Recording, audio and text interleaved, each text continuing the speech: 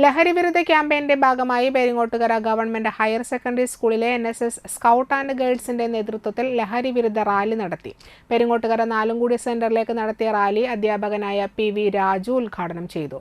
തുടർന്ന് വിദ്യാർത്ഥികൾ നാലുംകൂടി സെന്ററിൽ ഫ്ലാഷ് മോബ് അവതരിപ്പിച്ചു.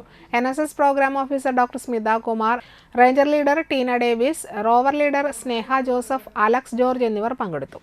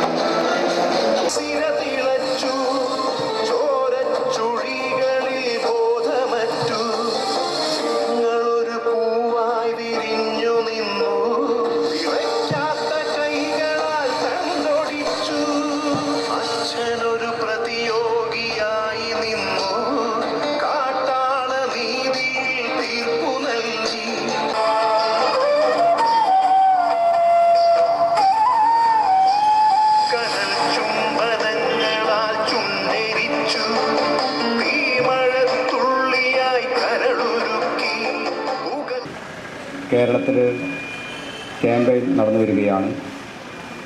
ആ ക്യാമ്പയിൻ്റെ ഭാഗമായി പെരിങ്ങോട്ടുകര ഗവൺമെൻറ് ഹയർ സെക്കൻഡറി സ്കൂളിലെ NSS വിദ്യാർത്ഥികളും സ്കൗട്ട് ആൻഡ് ഗൈഡ് വിദ്യാർത്ഥികളും നടത്തിയ ലഹരി വിരുദ്ധ റാലിയും ഫ്ലാഷ് മോബുമാണ് ഇന്നിവിടെ നടക്കുന്നത്.